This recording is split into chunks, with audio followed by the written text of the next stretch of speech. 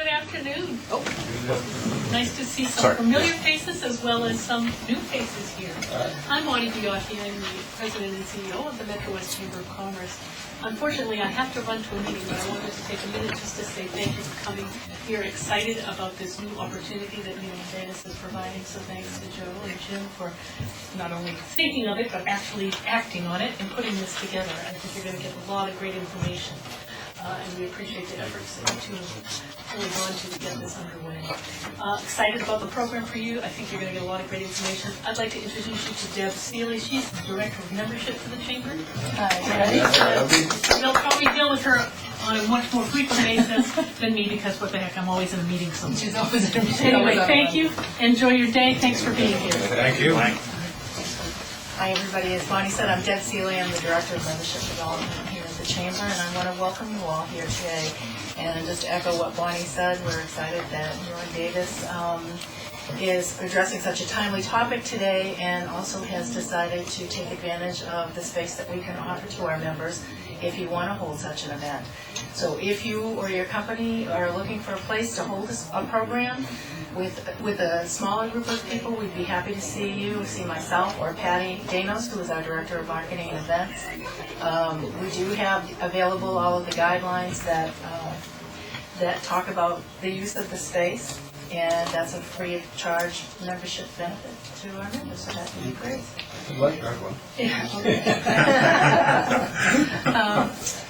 Nelon Davis has been a member of our chamber since March, and Jim and Joe have been really active members coming to a lot of our events, and we're really pleased to know that they're taking advantage of the chamber membership. It's great to have them on board, and you know, what happens a lot of times is a member will join and then they just won't take advantage of what we can offer.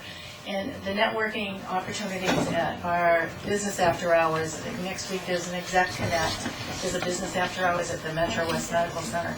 Please, if you are a chamber member, take advantage of that. If you're not a chamber member, I encourage you to speak to Joe and Jim about their experience or any of the other members that may be here today. And that's about all I have to say. I just want to, again, thank you very much for coming.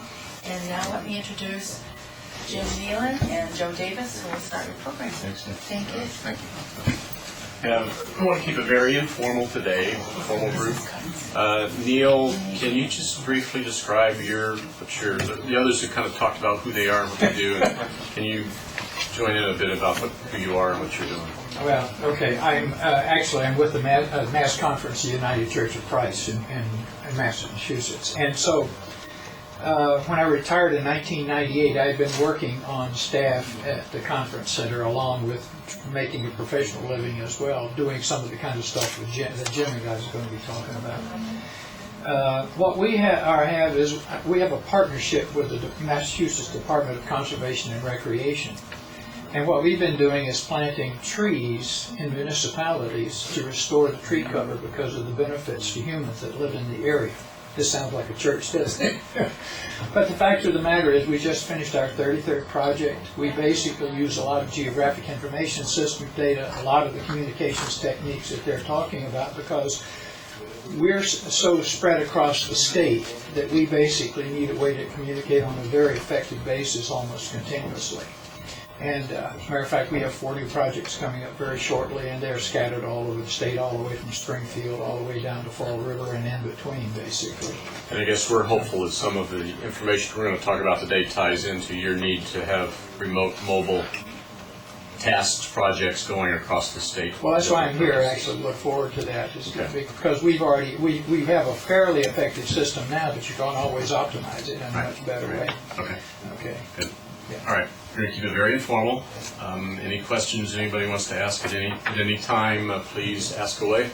And we'll try to answer those questions. If you need something, please go and get it. It's fine. So we're going to start with an agenda.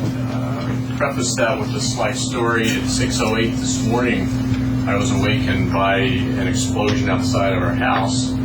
And it woke me up, and I looked outside and watched a little bit, see what was going on, and about 2 minutes later, a second explosion happened, and 2 transformers blew up on the pole that's outside our house.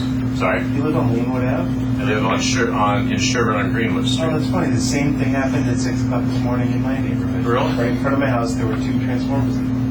That's weird. Oh, homeland security. Yeah.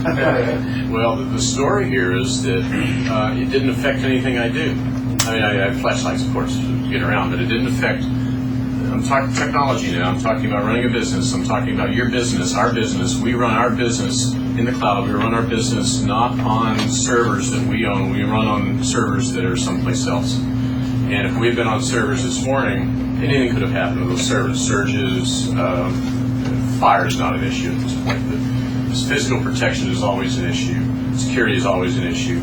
And power outages are always an issue. So I would not have gone out and bought a generator to protect for something like that. So I would have been out of business for as long as that outage goes on. And I don't know when they're going to get it back going. But our point is today that we are going to be featuring cloud computing. We're going to be featuring stuff that's out there, secure, backed up, 24/7, available for whatever you need at any point that you need, or whatever capacity you need. We're going to show you a lot of that stuff today. So the agenda today starts out with talking about complex technologies, but they really lead to very simple solutions. And we're going to be featuring the simple solutions throughout the discussions we have today. You've heard of something called collaborative systems. Is this collaborative? Do I see nods? People know about collaborative systems. Collaborative systems is a jargony, turning into a cliche techno-dweeb word for something that really relates to just person-to-person communications. And that's what we're going to be featuring today also, person-to-person communications. That is collaborative, certainly. But we're going to talk about how we interconnect a PC over there with a PC here, with another PC over here, an iPad here, an Android here, and an iPhone anywhere. And these can be anywhere in the world. So we're talking about flexibility, we're talking about mobility, we're talking about any device at any point at any time. And older legacy devices such as a PDA, I used this just last week when I was down in Texas. This has all the tasks on it. I didn't want to carry anything other than this around with me because I'm comfortable with it. It's right in my pocket. And by the way, Steve Jobs, and all the brilliance that he was, didn't put tasks on the iPhone. And so I have tasks on the old PDA of all things. So go figure that. Anyway, tasks on anything that you want to have on it, support it, and have any of these devices anywhere in the world that you need to have them. Now, what we're going to be talking about today, and let me give you a keynote here. The next seminar is on November the 16th, and it's down at the Walker Center in Auburndale, and it's going to be specifically on the cloud. We're going to feature the cloud. Today we're featuring mobility, and we're featuring how you harness the technology to serve your business needs in the day and the life of your business. That's today's theme. The next month, we're going to drill down into the cloud and specifically talk about cloud computing and the 5 benefits and how you do cloud computing. We're going to talk about the cloud today obliquely, and we're going to talk about the internet and how you get from the cloud to you. We're going to talk about individual devices that once you get down to where you are, how you then deal with the data that you have. Everything we have is on the cloud. The data that you have, the information that you have, how you get it to you, whether it's internet and how it's in the internet, whether it's Wi-Fi or hardwired or whatever, and then how you deal with it on a local basis. So that's the setting that we're talking about in our agenda today. We're going to talk about 4 real-life examples. And the first one, Joe's going to talk about the first one. It's going to be construction. And Joe will get into what that means in a moment. I'm going to talk about an RFID application and how RFID can be implemented and very important for somebody in a remote and a mobile setting. And Joe's going to talk about some sales information, some sales systems, and then if we have time, we're going to finish up with a real estate lawyer example that may be of interest to some of you. And then we're going to finish the whole thing with Q&A, and we'll finish that up in about 35 minutes. We're going to go very quickly. If you have questions, as I said, please ask. Don't hesitate. Come in at any time to ask any questions. And over to you, Joe. Okay.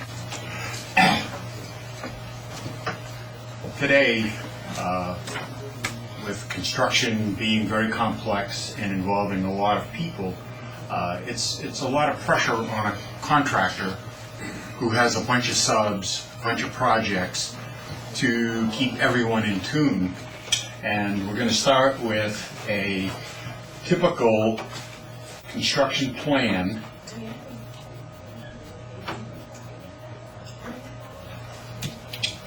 Nothing earth-shattering. You get a project, foundation,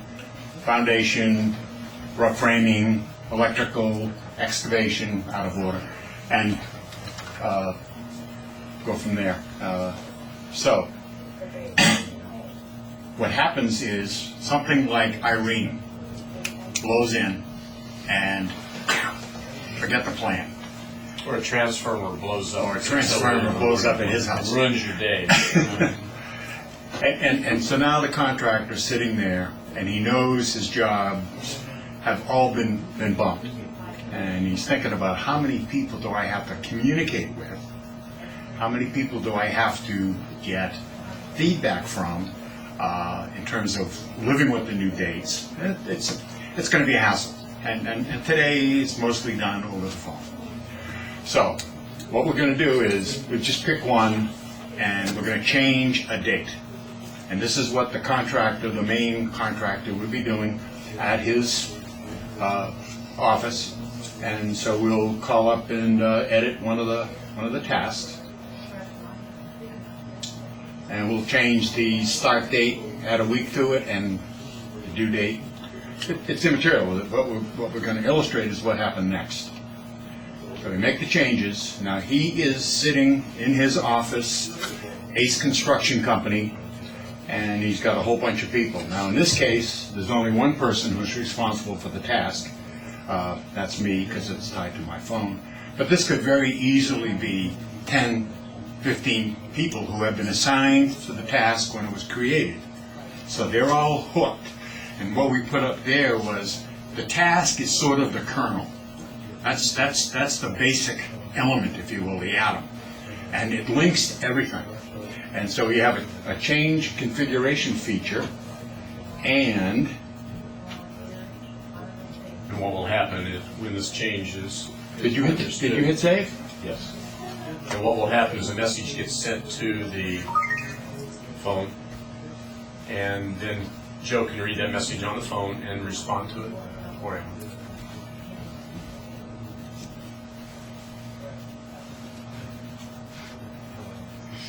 And then deal with it remotely. And so, no hands. No, he didn't slide anything under the table. It says Administrator Davis, which is, he's subcontractor, has modified a task assigned to you. The start date field has changed from 12/13 to 12/20. So now I'm a contractor, subcontractor, and I have my smartphone, and I look at this and say, okay, either I can live with it or I can't. By a reply, hit reply to this, it goes to his phone, because his phone is set up in the system as well. So now he gets it. Let's say I can't decide whether or not I can meet the date. This is really hard to get a picture of the total project. So in my truck, I have an iPad, and now I can see the whole Gantt chart laid out. I look at it and say, uh-oh. Now that I see it visually, I have a conflict. I have another job that I promised to start on that date. I can't make it.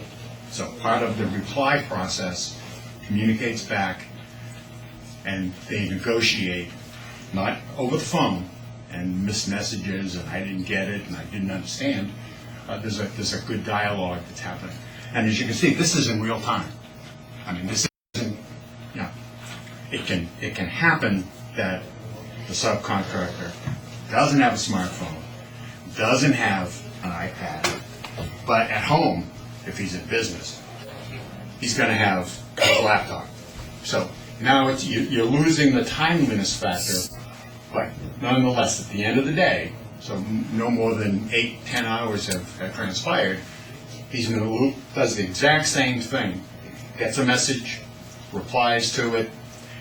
On this, you can obviously see the layout of the project much better, and response.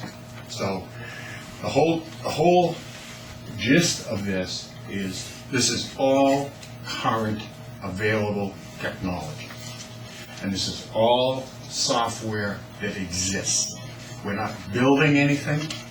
We have total customization capability, so we can change all of these menus and screens, and we haven't taken you through the path by which you get into here. But we can customize it for your company logo. There are a whole, you can see on the left-hand side, shared calendars, shared contacts, shared everything. And it even has the ability to capture a vote. And playing around, I had a, who do we want to deliver coffee to the job site? And they could pick, Joe's to go, or, hot coffee to whatever. So it has a lot of features. We're not even going to dwell on those, but the point is it's customizable, it runs on standard technology, and it's not very expensive to start up. So that's where we are in terms of the construction, and I think you can see that we're not talking about they have to have the latest iPhone or the latest whatever. If you have access to the internet, that's the key. If you have access to the internet, you're part of the system. And The over there is 10 years old, by the way. So legacy systems are involved in this as well. So if you have some old and some new, including a brand new iPhone that Steve's going to get, then we'll accommodate whatever. The other thing I notice about this is that everything you described is not just a construction kind of construct. We're going to cover We're gonna get to that. RFID, we're going to cover, I'm working with a real estate lawyer, Yeah. and just picture, I'm jumping ahead a little bit, but to your point, on a regular basis, she has a buyer, a seller, a home inspection person to be concerned with, and the nice thing about this product, it's only on a month-to-month basis. Yeah. So she gets a client, she can set up the necessary team for 2 months, 3 months, for the pendency of the negotiation period, and when the sale is closed, I just gave my real estate story, but when the deal is closed, people are, you just demember them, and that's it. So they're gone, and no further expenses incurred. It's totally flexible. And the other point is the access is via username and password. This is not a website where somebody goes to a URL. The URL brings you to a password-protected environment.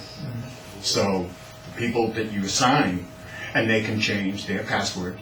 So you give them a password, and then when they get on, they say, I want my dog's name, or I want whatever. So Jim's going to talk about RFID for a few RFID. minutes. Yep. Radio frequency identification is RFID. And what we've experienced with an RFID client is working with that client to help them out on construction sites. Okay, construction could be anything, could be protection of just about anything. And the deal is this: the person builds into his construction project 10% of the budget is slated for shrinkage. Shrinkage is the code word for theft. Or loss. An aberration, yes, along the way somewhere that undoubtedly happens. So 10% of any project is going to go away. So you make it into the front end, and you understand that. Well, we said, okay, how about if you were able to say 5% or 6% or some number? Certainly you didn't have the 10% anymore, you had something less. Oh, tell me how I can do that. We said, okay, why don't we talk about RFID? What's RFID? Well, it's radio frequency identification. Oh, okay, now I know what RFID is, but what is RFID? So, okay, well, here's what RFID is. We will build, construction site in this case, it could be, I'll come to other examples. We build a perimeter around a construction site with RFID repeaters, to be a little bit of technology here. and the repeaters talk with each other. It's a mesh network, so they all are interchangeably talking and correcting each other, and if one fails, then you have others that go in there, so it's really fail-proof. I hate the word fail-proof, but almost fail-resistant to a high degree. So you have a secure site. You've secured the site. Now, anything that happens in that site that is not right, and you can define what is not right, is then detected as not right, and then something happens. Whatever happens is up to you. What happens with that? Do you send something to my iPhone, which is here, and I can be anywhere in the world with this iPhone? This thing rings and it says, you've had some incursion, you've had an excursion, you've had something happen on your website that you should think about. And it can go here, it can go a notice to the police, it can send off a siren, it can do anything you want it to have happen, or all the above with something that has happened on that site. Let's say you have a $400,000 welding machine or something like that, and it's good to go from 7 in the morning until 4 in the afternoon. At 4 in the afternoon, the worker's still home and it's not supposed to be in use. You detect through this technology we're talking about here, you detect it firing up at 6 o'clock at night. Maybe you don't want that to happen, because maybe it's the person's home, working at home or something on a home project or something like that, and then that may or may not be something you want to have happen. Or alternatively, at 4 o'clock in the afternoon, that equipment gets killed. So there's nothing, it can be used after whatever time you want to specify, say 4 o'clock in the afternoon. It ceases to work, and so the workers then go home. That precludes use of equipment that never maybe comes back. Equipment that goes home on the weekend for a home project or something, it never quite gets back returned to the project site. So these are the concerns that were coming up from one of our clients who was able to save significant amounts of money by using some technology of this and a notification to whoever needs to be notified when something happened. Or another example, talk about insurance for a second. Insurance can be expensive. Steve will minimize that expense for you, I'm sure, Steve. Absolutely. And when you want to minimize that expense, one of the items you look at is the liability, costs of running something on a site. We killed a crane when that crane was, when the winds were higher than X, I think 30 or 35 miles an hour was the wind speed. We detected wind speed, and we said you cannot operate that crane to make up time on your project when the wind gets above a certain level. Or you're renovating a school. In the school, certain benzene levels are increased to a certain level. We can detect really anything. We can act with any device to cause any action that you want to have happen after that. And that's all with this cloud technology that we're talking about.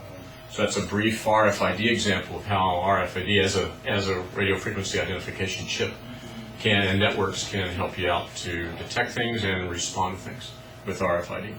Questions on anything we've talked about so far? What is the name of the software, that software there? TotalOffice. TotalOffice. That's the name of it. And it speaks for itself, TotalOffice. Includes everything you'd expect to find in a TotalOffice. And it's in the cloud. And I was at a chamber meet and greet recently. And a person who was in the insurance business, not Steve, said, well, we were talking, and I asked him, well, okay, how do you run your technology? He said, well, I have a server at home. I said, okay. Have you thought about the cloud? He said, ooh, I'm afraid of the cloud. And I said, why? Well, because it's not here. I can't feel it and touch it. I said, well, okay.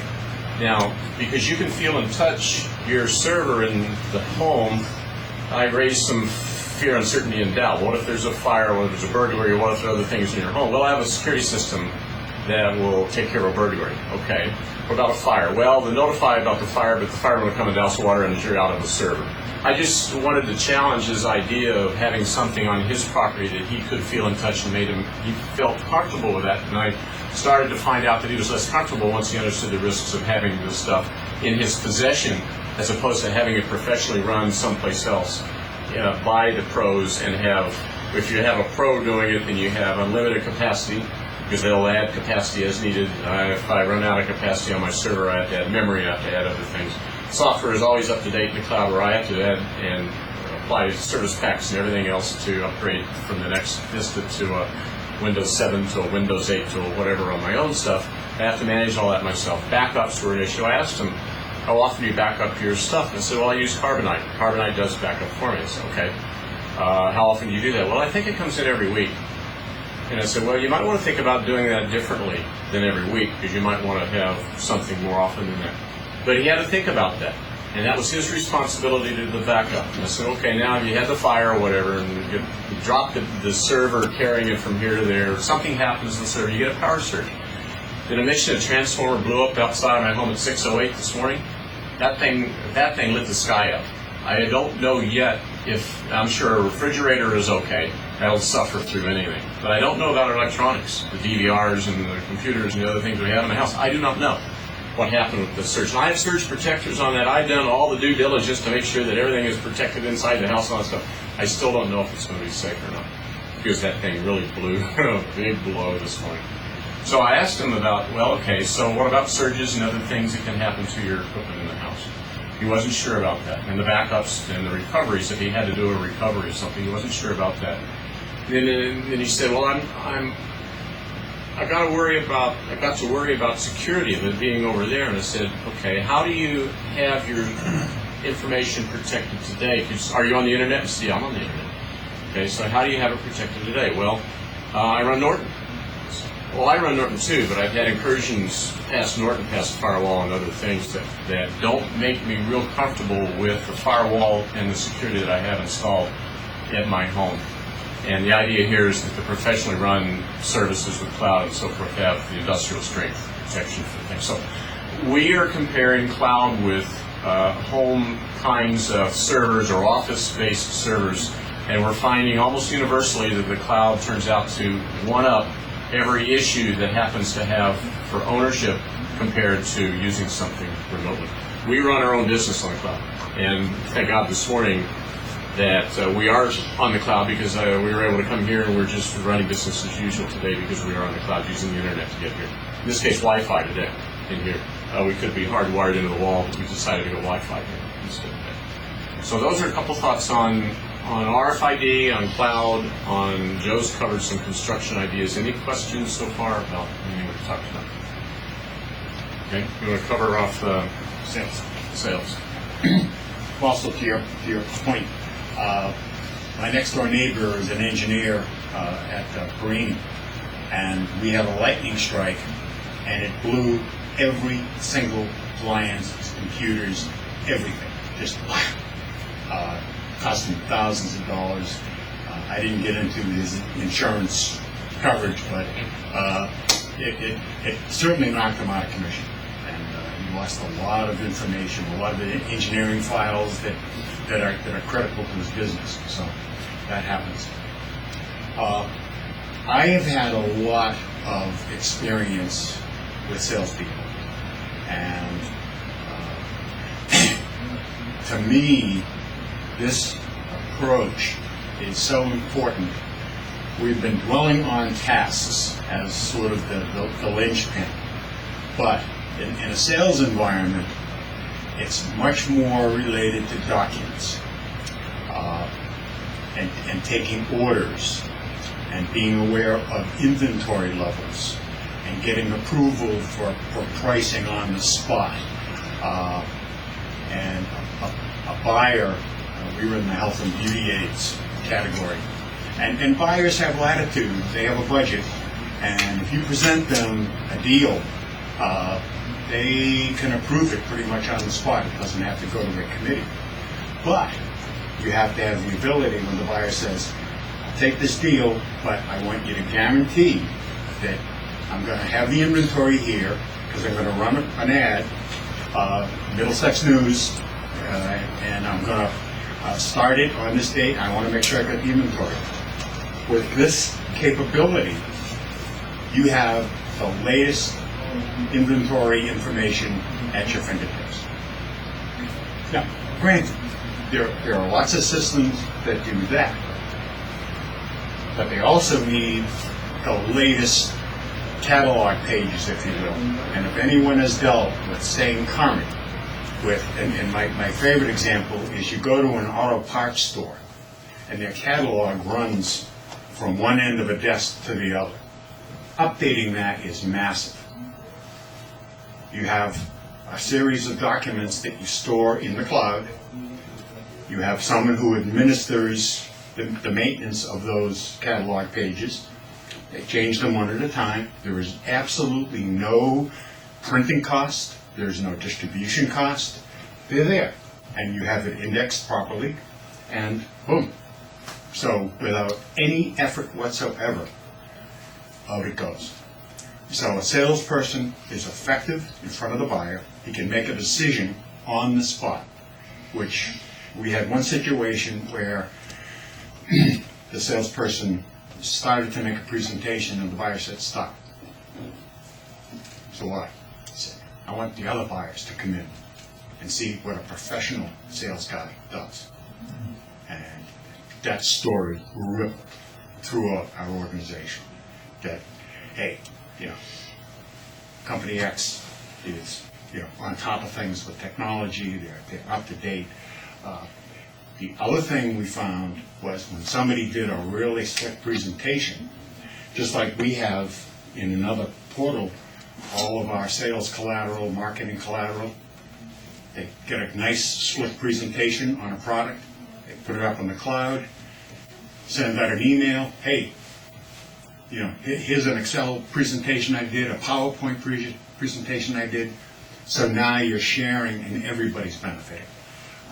And a good district manager who's got about 5 or 6 territory reps is going to make sure that, hey, you make sure everybody else gets it. So to me, that was a very powerful indication of timely information at the buyer's desk. And if the buyer doesn't have Wi-Fi, all carriers allow hotspots. So as long as you've got your phone with a hotspot, you have Wi-Fi wherever you are. So you sit down, they say, hey, I'm TJ Maxx. We don't spend money on stuff like that. We're too busy merchandising. No problem. Fire up the hotspot, do your presentation, and you're done. So it's very, very effective. I covered the real estate, but I'd like to throw a little more on it. Confidentiality is very, very important. You've got legal contracts, you've got purchase and sale agreements, you've got closing meetings at the courthouse, Middlesex, whatever. So confidentiality is a concern, and so that's important. Now again, this all can be done by email. There are other means, but this is cohesive, so that all the documents you need, everyone's connected. People know exactly where things stand. If the inspector, the home inspector, can't make a date, and the closing is predicated on that, it's mayhem in terms of connecting with everyone to solve that problem. And I will add another example. I'm working with my chapter at BNI, and the president has already approved, and now it's just a matter of getting the rest of the paperwork done. We're going to set up the president with his own ID, and then we're going to have the leadership team on a separate ID, and they're going to collaborate, put together the speaking list, policy procedures, because they're always changing, rules and regulations. And we're going to do it all on the cloud, and then members will have a read-only capability. So when the leadership committee collaborates and puts together, okay, here's the plan, here's our budget, and that's where the voting thing came in. We're coming up, I think we broke the $2 million sales mark for our chapter after 6 years. So we're having BNI come in and do a big thing. That's a big event, lots of coordination. It's all going to be done using this software. So that's a real live case where a team committee with lots of hooks and lots of things that have to be communicated. And people don't read their email all the time, and if you can't rely on it. This way, when your phone beeps, you know it, and it goes to the top of your mail list. So you've got to read your mail and reply.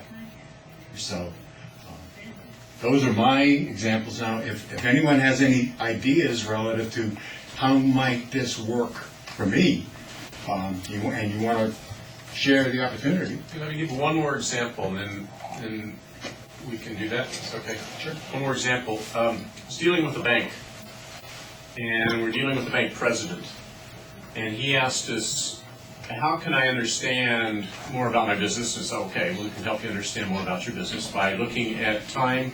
When did a transaction in your bank happen? Where did it happen, like which branch or which area of the country, which state, which whatever level he wanted to look at. By what product? Is it my checking account stuff that I'm selling? Is it CDs? Is it savings account? Whatever the product is in the bank. And then how did I do it? Is it ATM delivery? Is it branch delivery, or what? So there were 4 dimensions of knowledge that he had that we picked up and we demonstrated back to him, showing him, oh, here's how you can see through any of these devices that we're talking about. Here's how you can see how your bank is working today. He said, okay, show me more. So we showed him a couple of the areas that were close to where he actually physically was, and said, that's not right. That stuff there is not right. We thought, uh-oh, we got his real data. We thought, uh-oh, we made a mistake in the data load or something like that is possible.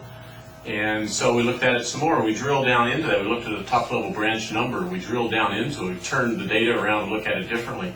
Drilled down into that branch, and we understood that by drilling into it, we looked at all the products for that branch, and we saw that there was a major withdrawal in an account in that bank. And we found out who withdrew the money. And the president of the bank went away for a minute, took his iPhone, went away for a minute, made a phone call, and he came back and he said, you're right. The guy withdrew a whole bunch of money from my bank. And I just had a little chat with him. He's going to meet with me sometime here, whatever it was. So we could talk about what happened, why did you take the money out. And now that I saw that, how rapid it was that I can see stuff, now I want to know this stuff so that I can have it on my desk. Dashboard is a common term for that kind of information, which lights up different things, stoplight reports, whatever you want to call this stuff. Where I have a summary on my desktop here, what's happening in my business. And I can see, because it lights up, something like a major deposit that was with a major withdrawal that happened from a major depositor, a major customer of the bank. And now I can understand that just as soon as it happens. And that's because this stuff is all interconnected, it's all rapid, it's all available. He could be in his chauffeured car, he's the president, remember, chauffeured car on the way to the airport, and be able to find out something, be an alert, have an alert on his phone right then and there and handle something like that. So what we're talking about today through these stories is the ability to kind of know anything, anywhere. It's a bit of a stretch. To know what you need to know anywhere at any time that you need to know it, and have the triggers set so that you are getting the information you need to know at the time you need to know it. You can set all those levels and triggers and have them happen on any of the devices, from an old 10-year-old PDA all the way up to Steve's brand new iPhone when he comes in here next time around, and anything in between, and see it on anything from a small screen to Paul's BlackBerry, and or to an iPad or to a larger screen. And the universality of all that is what we're talking about, that you really need the capability of having any of these devices at any point at your access. So, all with the simple ability to access the internet. It's there. My opinion is it's probably the most powerful invention that has ever happened. It's changed the world. So take advantage of it. So, thoughts? Personal? Yeah. RFID, it's what a coincidence. One of the phone calls I had before we started was from a vendor who's installing a radio frequency device on one of my fire alarm panels. Oh. It's going to cost me $500 to have this device installed. I'm buying the device, having it installed, and it's going to cost me $10 a month to have it monitored. Steve could do it for $450. What am I saving? My Verizon phone line monthly was $65 a month. Monitoring on top of that was another $50 a month. I mean, it's incredible the money I'm going to save over every year going forward now. And we've done this with all our buildings. The other thing I've done is I put an RFID device on my HVAC equipment with some software, and it would inform me on my BlackBerry when there's a problem. And so I'll get an error message. And it's just, I'd rather have I'd rather get that error message at 11 o'clock at night than rather come into work the next morning and find out that there's A good example of that is the trucking industry is using a lot of RFID now to notify via cell phone when refrigerator units on a cross-country truck fail, or speeds of cross-country trucks to monitor that sort of thing, or time spent, because there are laws about how long you can drive in a given day and all that stuff. You can monitor that to make sure that you're in compliance with the rules and regulations with RFID technology. That RFID technology enjoys having this kind of under the covers collaboration ability of the software to do, and really to be flexible and do whatever you want to do with it under the covers. To alert at any level you want to alert for any kind of thing, whether there's benzene levels, whether there's temperature levels, whether there's pressure levels, whether there's anything that happens on the other end, to have something happen based on that.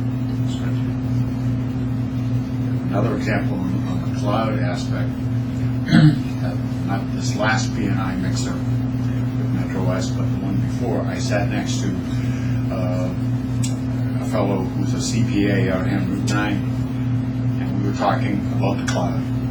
And he said that he had just spent $25,000 on a brand new server. He's going to have to hire people to maintain it, because you just don't, it's not a refrigerator. You don't plug it in and set it to 4 and keep your food cold. It has to be tuned, and whether it's Apache or Unix, whatever, it has to be tuned all the time. He looked at me and he said, "Why didn't I meet you the last time?" I mean, so it's a cost avoidance. There's no capital.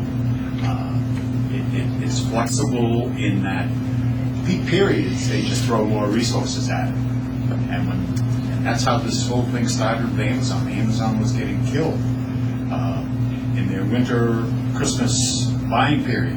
They had this unbelievable spike in demand. And then for the other 9 months, it just sat there. And so the whole cloud concept and flexibility and sharing.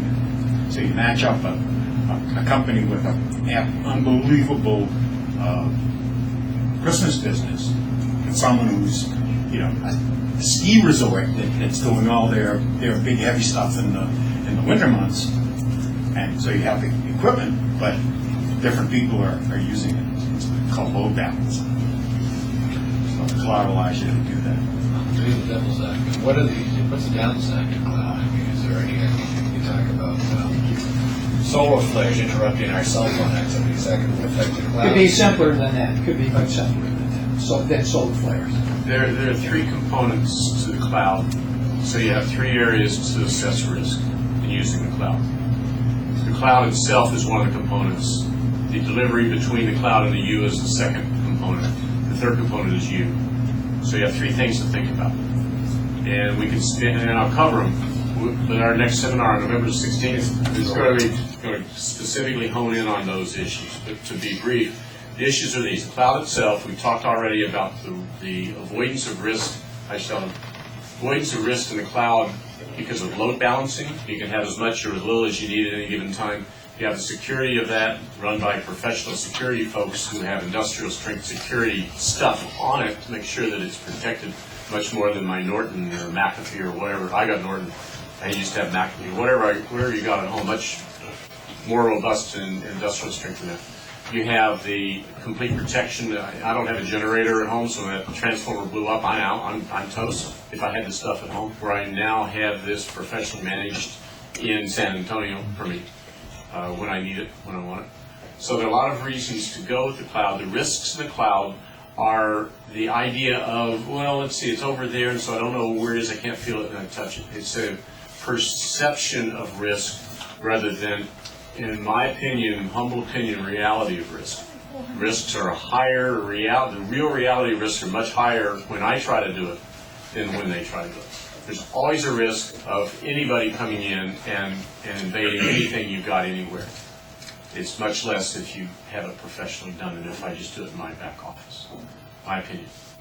The delivery vehicle between the cloud and you. A couple of issues there. One, how reliable is the internet? Well, it's a whole bunch reliable than the old lease lines we used to have that we used to buy for $1 gazillion between there and here, and anything could happen on one lease line, and you went to dial it back up, and that just didn't work real well. It was very expensive. The internet is self-healing. and provides what you need to get from there to wherever you are. Internet, of course, is worldwide. So there are a lot of reasons to go internet. Is the internet safe? No, of course it's not. There are VPNs, virtual private networks. There are encryption techniques and so forth that will make it more secure than without doing those things. But there's no such thing as a secure from point A to point E of anything to anybody for anywhere. Like your example of sending your credit card via an email. You don't want to do some things. Other things you got to do to stay in business, and there are lines that you need to discuss and deal with. And if you do some VPNs and if you do some encryption and so forth, then there are ways to make it just about as secure as you can make it.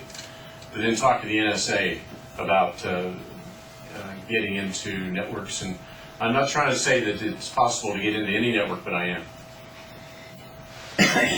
If you wanted to. To some degree. To some degree. What is the way you can run a business with the internet? Everybody does it. Almost everybody does it. I think the growing concern in our business in real estate is when we have to transfer documents, Right. confidential documents, and that's probably the biggest risk we have. And that's where you apply the encryption techniques and the VPNs and other techniques that allow you to transfer from here to there in a way that is virtually impossible to decrypt that information from here to there when you need to really send confidential documents or any other thing that's confidential. The rest of the time you're okay with normal security that the internet provides. I don't, right now it's cumbersome to do that. When I'm doing things with my CPA or my attorney, I understand that, I take that, right? Yeah. But if Dean is working with a client that wants to take a quick look at the P&S changes, Right. you don't have that cumbersome Right. tier that we have to provide him with the passcodes to get into the encryption or whatever. It's just something. There are trade-offs. There are trade-offs. Absolutely trade-offs. Then the third thing is your local device. And if I leave this behind, I want it password protected, but is somebody going to get into here with password protected? Yeah, probably so, if they wanted to. So there's no such thing as perfect security of anything, anywhere. And I go back to the illustration where the guy is running his insurance business from his home. And that's, in my opinion, less secure than what we're talking about already. Because it's all in his home, and somebody can come in there, somebody can bring in a flash drive and copy all of the client lists off of his PC, and he'd never even know that it's gone, necessarily. So there is no matter what you want to do in any of these examples. And we have found a really good middle way of running businesses with the cloud that is as risk-free as you can expect from anything in any of the paradigms, any of the architectures that we've seen, especially when you apply some of the advanced technologies. And in the example that I mentioned with the real estate lawyer, the P&S sits in a portal in the cloud. There's one copy of it. So, and if someone can intercept a burst download to your PC, good luck.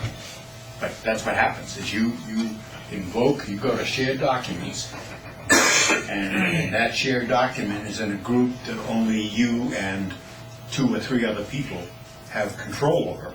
That's level 1. Number 1, to get on the portal, you have to have a username and a password. Number 2, the administrator controls your access and what you can do when you get there to a particular group.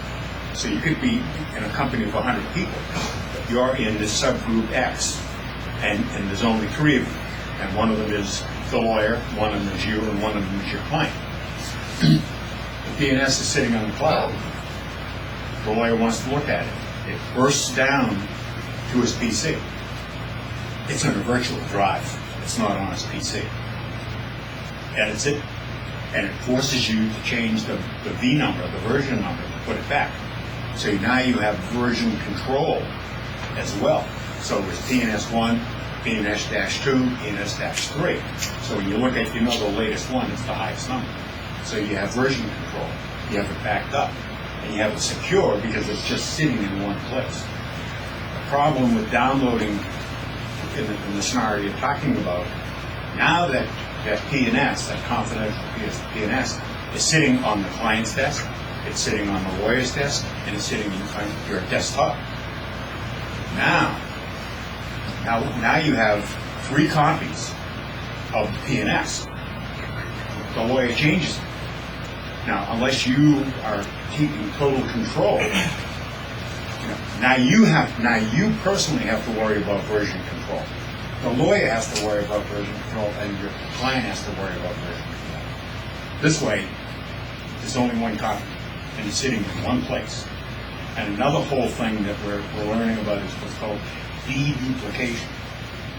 And as more and more copies proliferate, everybody has always said, I used to run a data center, disk is cheap. Disk is not cheap. It's cheap until you fill up whatever the device is, and then it's an increment to go to the next level. And that's typically more than you need, because you don't want to buy it, you can't buy it in increments. You're going to have to buy the next big lump. So by virtue of this avoidance of deduplication, you just have one place, it's secure, it's backed up, and it's version control. And that's what we're talking to this real estate lawyer about, who's a member of my B&I group, which is working out really well.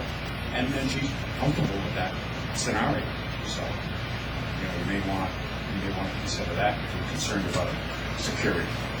Just a question about that. So you're talking about how you create the group for a specific project, and if that's where your documents are being stored, what happens when you're done with that project and you delete that because you won't be paying for it anymore? That's exactly what happens. You'd archive it somewhere to get it off. So that would be, so you'd have to bring it into. You could. You'd have to bring in local or find another cloud service. It doesn't. It's not. Many options, yeah, to do what you want to do when you're finished. You can archive and keep it there forever. Yeah. You think you might want to go back to it and lean some stuff off of that, replicate something that you did before. You can leave pieces of it or all of it there. You can bring it down and store it in your safe deposit box someplace on whatever media you want to store it into, or anything in between. One of the bubbles that we have up there is project archiving. And so when a project is done, you just may want to save it as a template for future projects that are very similar. So you just pull it out of archives, and that way you don't have to worry about, who had the last version. There's only one version. And one version is sitting up there in an archive folder, and you go through, you say, yeah. I mean, it's just like Excel. You say, this invoice template looks like a good place to start. So you call it in and you work on it. Same with an archive project. So this, and again, I can't stress that enough. It's all in one central managed place.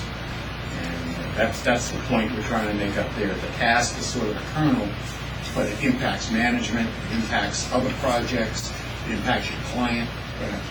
And in your folders, you have examples of these stories in there that you can read late night reading for you sometime to see what, maybe trigger some ideas, see what some examples could be of things that you've actually done. Let me just ask a question. When you ask the downside of that, it mostly stems from what appears to be, to lay people anyway, the cloud concept, basically, which like it burst out of someplace just overnight. But the fact of the matter is it's been in development, I know about, for over 20 years. Actually more. And probably more. Sure. And so what we've talked about today is some stuff that you guys have been thinking about, it sounds like, how to use that environment to be able to solve business problems or some sort of problems, as a matter of fact. And there could be a million different problems that you can solve. Absolutely. And it sounds like you're well on the way to doing that for some specific things, but you probably, what it does, it kind of relieves a lot of fear if people realize that this has gone through all the stuff the Sun did and Oracle, which guy that didn't know what they had, got rid of it, and that kind of thing. So it just seems, a product of all that knowledge. Yeah, it's really like saying, okay, how can I roll all the computing things I've ever known and put it into a single cloud? And that could help relieve some of the fear. And all of the features and capabilities that we're talking about, you can buy piecemeal. We're cost competitive with Microsoft 365. We're competitive with Google from a price perspective. But we have the advantage, and I actually have on here somewhere, a comparison of our product versus Google, and we actually fill in all the check marks. There are holes in the Google checkmark list and in the Microsoft 365 list. Yeah. Furthermore, neither one of them support the project management component, which we think is the key. I mean, very important. That's right. And now you can buy Microsoft Project Oh, yeah, I at understand. $499 per seat. And if you buy 10 of them, they give you 10% off. Right. So it's $450 a seat. At our rates, you get 3 years of project management. And yeah, does this do elaborate critical path analysis and lead time and slack time? No. But it does what 99% of people need, which is a task. But that doesn't mean it couldn't in the future. That's right. Absolutely. That's the Oh, point. Right. See, people you're who- looking at things today, and the fact of the matter is the possibilities. Right. But as more and more people use this, Exactly. for example, I mean, we go out and work our butts off to implement this in bits and pieces to be able to do the kind of things that conceptually you could do with this if it's done well. Yeah. It seems like to me. One of the things we like to comment and like to say is that we have also are local. Yeah. You can come and see us Yeah. and feel in touch where we are and who we are. As opposed to an 800 number in India. Well, I can tell you, we have 383 churches through which we actually do all our projects in the state of Massachusetts. That's pretty distributed management style. Absolutely. I can tell you. But I can tell you, we're not nearly as sophisticated as we could be if we were to get some solution like this. I mean, if you think about the 3 tornadoes that came through the western Massachusetts and the thousands of trees that were lost, you know, we have 100 staff people working full-time just to do the restoration out there right now.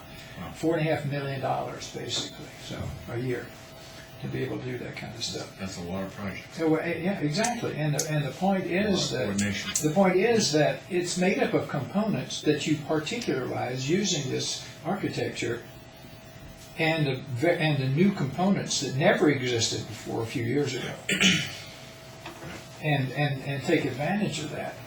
And I'm pushing really hard for us to do that at the Mass Conference. So if we can do Things that. such as the iPad, which come in the last, Yep. not long Exactly. ago, to be able to do a whole bunch of stuff right Yeah, there. we just did a major, I'm the chairman of the Natural Resources Commission for the town of Wellesley as well, and one of our biggest problems, we also have distributed, we have a flat governance structure, which means that the key to making a flat governance structure work is communications that take place. And so we just completely redesigned that system about 2 years ago, as a matter of fact. And we were looking at security issues because those were the drivers and everything we did, particularly for the critical information.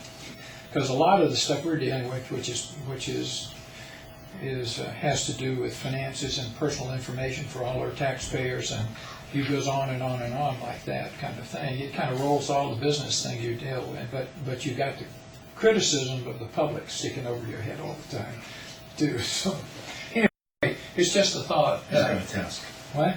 He has a task. But anyway, it just seems like to me, rather than worry about the fear factor on this thing, is something that there's been a fear factor with almost any new innovation that's come along, and yet this one's been around for a long time and getting better and better every day. So, anyway. Other thoughts? Yeah, just a quick question.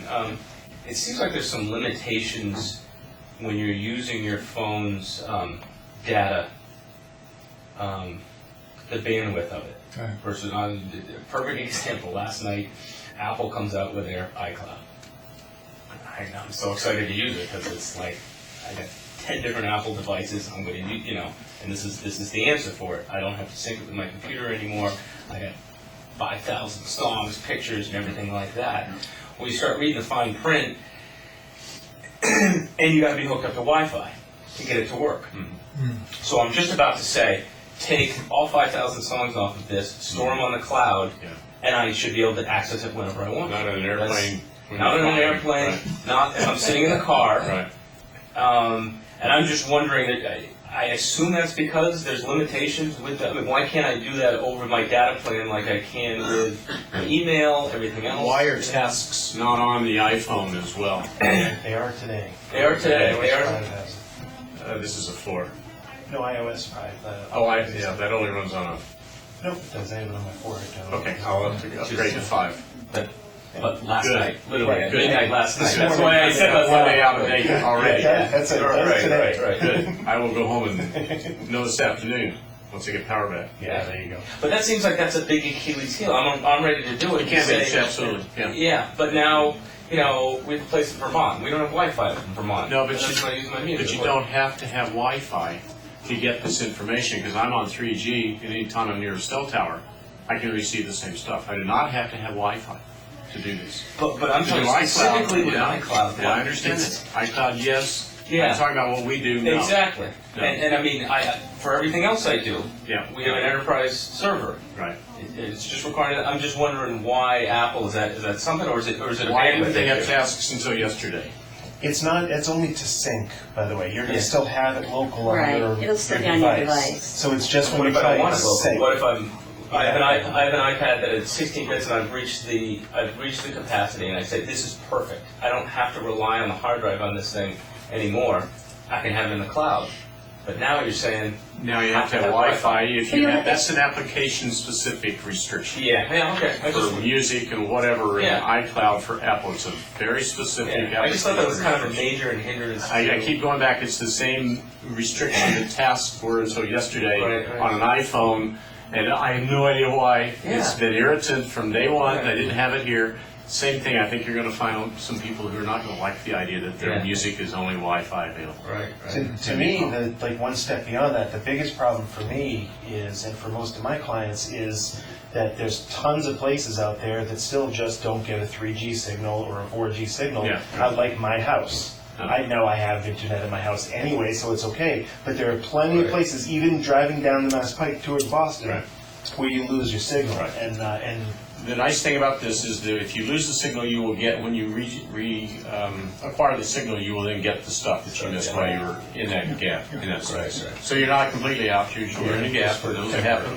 Look at the red map, and it's not quite so red when, the red map of coverage is not ain't quite as red as it. Yeah, right. Especially if you live in Sherman, right? Sure, that's right.